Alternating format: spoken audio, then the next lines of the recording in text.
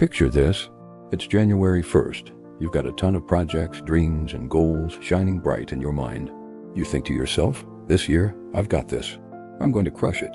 You've got a list of resolutions, a perfect plan, and endless energy. But a few weeks later, you're back to square one. You haven't accomplished a thing. Why is that? Why is it so hard to stick to our goals? Is it a lack of willpower? A motivation problem? Spoiler alert, no. The real issue is the system you're trying to work within. In this video, I'm going to show you why you never stick to your goals and how you can finally make it happen, not with willpower, but with powerful systems and strategies that really work. And that's not all.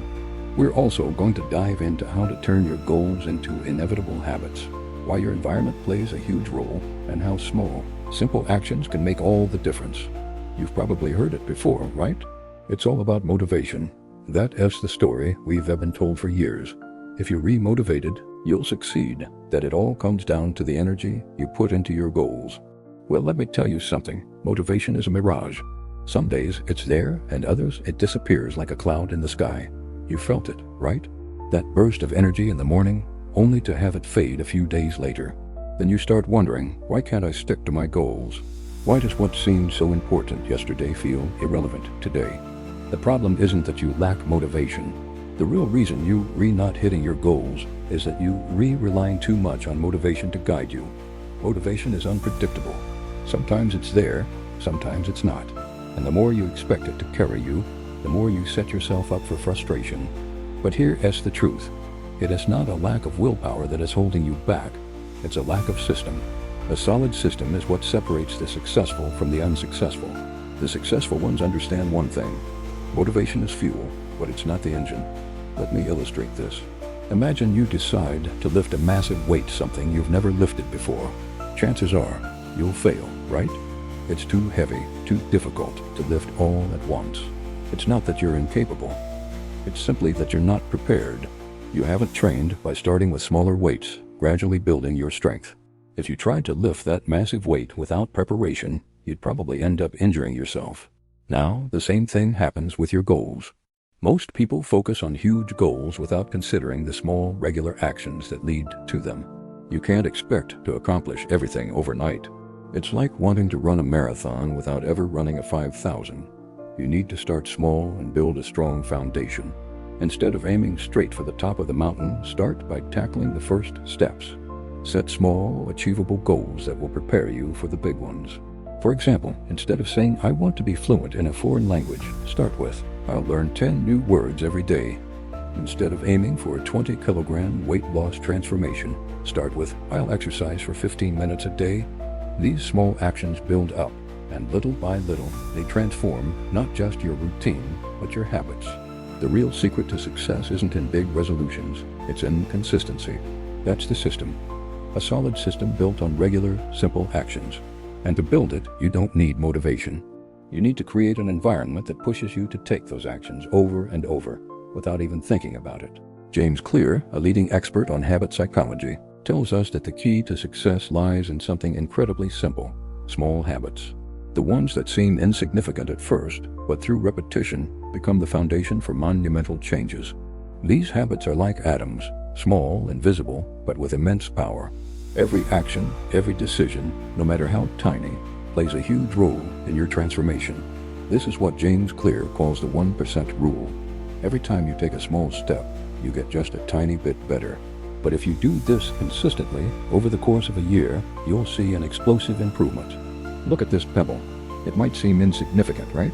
But if you stack one after another, again and again, over time, you'll have a mountain. That's what small habits do. They're tiny actions, repeated, that over time transform you. It's not about making a huge leap right away, but about making steady progress. Let's take a simple example. You've decided to start running every morning. It's a great goal, right? But how do you actually get started? How do you make sure it doesn't just remain a good intention that fades after a few days? Instead of aiming to run 5 kilometers every morning, which can feel overwhelming, start with something tiny, almost laughable. For example, I'm going to put on my running shoes every morning.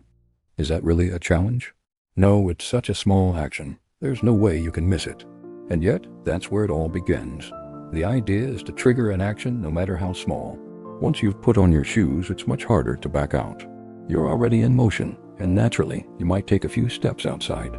Maybe tomorrow you'll run for 10 minutes, then 20, and before you know it, you'll have built a habit that changes your life. The small actions that repeat every day have a cumulative effect. Each time you accomplish a micro-habit, you strengthen the neural connections in your brain. You're no longer just running a few minutes. You're becoming someone who runs regularly. And that identity is what makes all the difference. This is called habit identity. It's not just an action you perform. You're transforming into someone who has that habit. When you say, I'm a runner, rather than I'm going to run, you shift from having a goal to embodying an identity. Let's take another example. Learning a new language. You might say, I'm going to learn Spanish this year. But again, that's not specific enough. Instead, start with something simple, almost unconscious, like I'll learn 5 new Spanish words every day.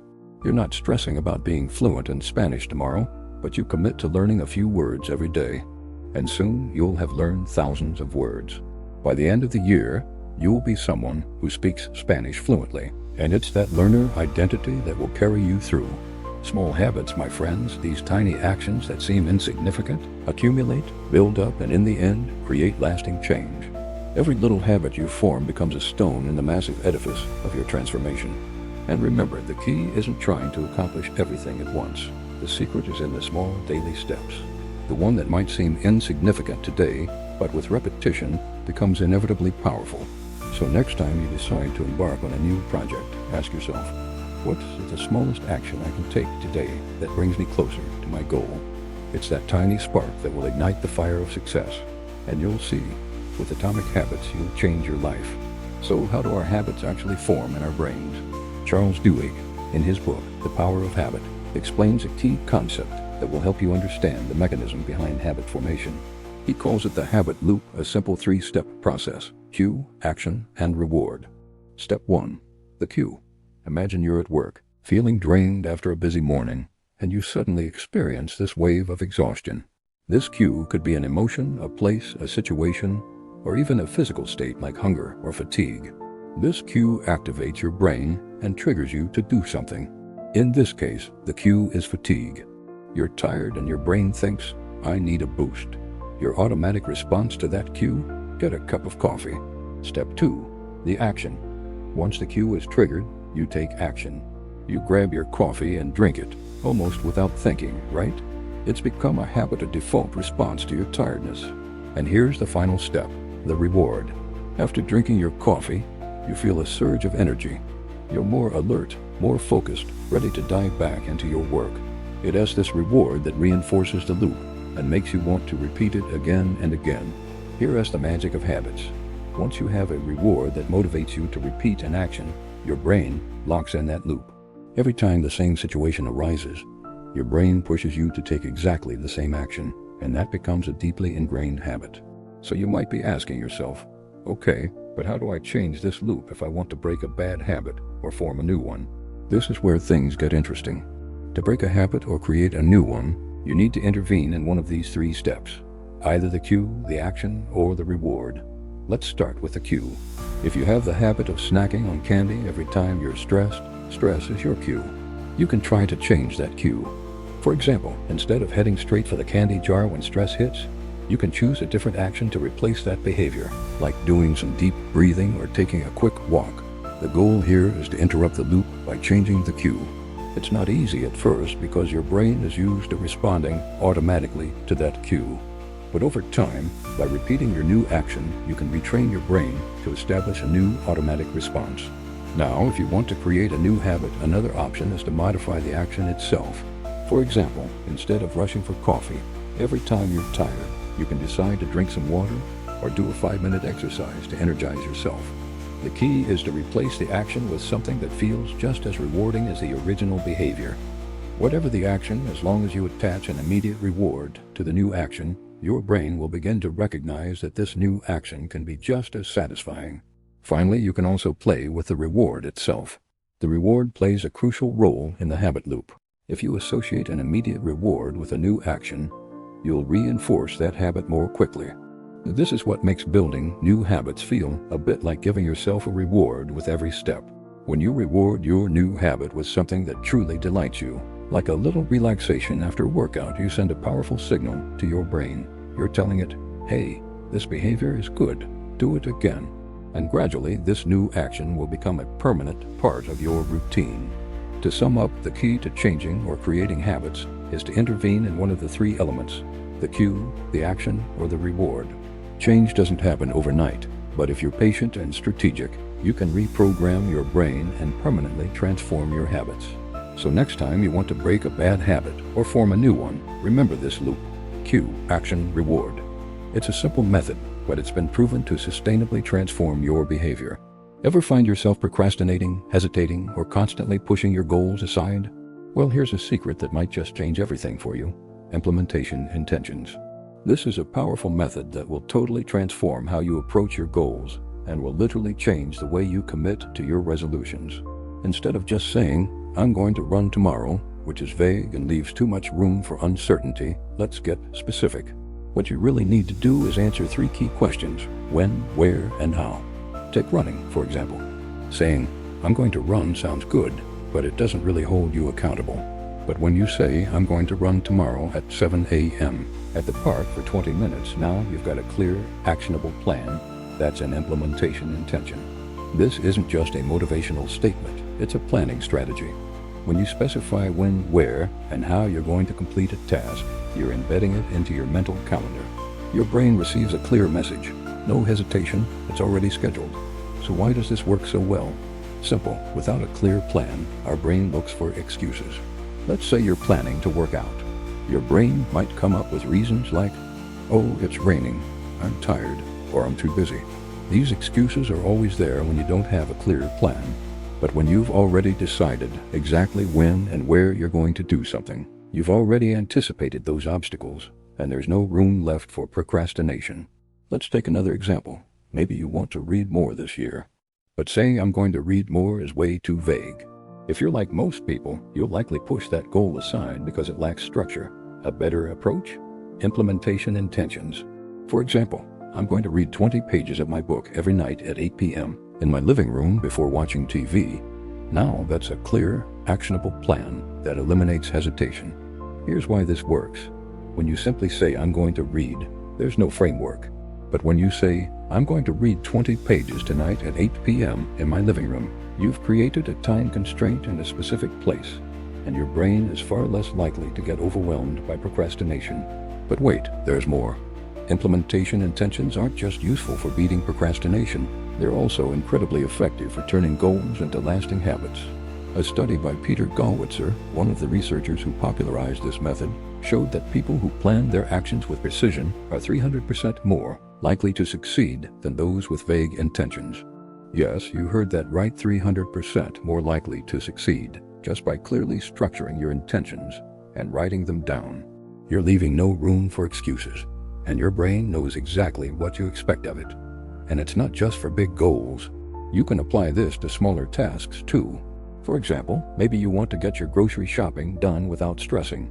Instead of saying, I'll do the shopping this week, try, I'm going to do my grocery shopping tomorrow at 11 a.m. at the local supermarket for 30 minutes to pick up fruits and vegetables. Now you have a plan, not just a vague resolution. When you plan your actions precisely, you eliminate the fuzziness, ditch procrastination, and transform each task into a small, concrete commitment. It's like you're turning every goal into a series of small victories every day. So next time you set a goal, ask yourself this key question: when, where, and how will I accomplish this? You'll see this simple approach will turn your resolutions into reality. And remember, success isn't about willpower, it's about planning. You've got the tools, now it's time to use them. If you've ever read the story of Goldilocks and the 3 bears, you know how she tries 3 different beds before finding the one that's just perfect. Well, this idea of finding the perfect balance doesn't just apply to beds. It's the key to achieving your personal goals. This is where the Goldilocks rule comes in. The principle is simple. To stay motivated, your challenge needs to be at the right level of difficulty. If it's too easy, you'll get bored. If it's too hard, you'll get discouraged and give up. The sweet spot lies in the perfect balance, where the challenge is tough enough to keep you engaged, but not overwhelming enough to make you feel defeated. Let's say you're trying a challenge that's too easy. Maybe you're aiming to run 1 kilometer, but it's already something you're used to, and it only takes you 5 minutes. How does that feel? Boring? Probably. You don't feel that sense of achievement, and often you end up losing interest. Now let's flip it. Imagine you decide to run a full marathon on day 1 without any prior training. That sounds impossible, right? You're exhausted, discouraged, and more likely to quit before even finishing. An overly difficult challenge can quickly strip you of all motivation because there is no gradual sense of progress. But how do you find the right challenge? It is all about seeking that middle ground, a challenge that is hard enough to push you, but not so overwhelming that you burn out and give up. This is where you unlock intrinsic motivation. Let's take an example from physical fitness. Maybe you started running, but you're not doing it every day. Instead of forcing yourself to run 10 kilometers in your first week, why not start with 3 kilometers? Then gradually increase the distance each week. That's when the progress starts to feel enjoyable. You get small victories every week, and those victories keep you coming back for more. The real secret here is to find that sweet spot where the challenge is neither too easy nor too difficult. This is what's known as your optimal effort zone. By progressing within this zone, you'll experience regular small wins, which create that sense of accomplishment, all while pushing your limits further. And the best part? You'll never feel stuck. With this balance in place, your motivation stays high. You're not wearing yourself out on overly ambitious goals, but you're also not getting bored with too simple tasks. You're riding that beautiful momentum of progress, and that's what will keep you moving forward every single day. So here's the question. What's your Goldilocks challenge? Is there a goal you're ready to tackle that fits perfectly between too easy and too hard? Take a moment, think about your goal, and try to adjust it to fit this rule. If you find that sweet level of challenge, your motivation will naturally skyrocket. Remember, the key is to stay within that zone where you feel comfortably challenged, but not overwhelmed. That's where you'll see your motivation and success grow. It's the just right challenge, the one that makes every step feel significant. So go ahead, find your Goldilocks challenge. Discover the level that pushes you to grow, but doesn't burn you out. Because in the end, real progress happens at this perfect pace. So there you have it, you now equipped with the tools to never give up on your goals again. You won't rely on fleeting motivation anymore. You'll build strong systems and habits that work for you. So the next time you set a goal, remember this. Start small, plan with precision, and make sure the challenge is just the right level for you. If this video inspired you and you're ready to take action, hit that subscribe button and turn on notifications so you won't miss out on your journey to becoming the best version of yourself. We're in this together, and every step you take counts. Drop a comment and let me know what you learned today and how you plan to put these new strategies into practice. I want to hear what you're going to achieve. And hey, if you know someone who could use these tips too, share this video with them. Remember, every day is a new chance to grow, progress, and become stronger. Can't wait to see you in the next step of your journey to fulfillment.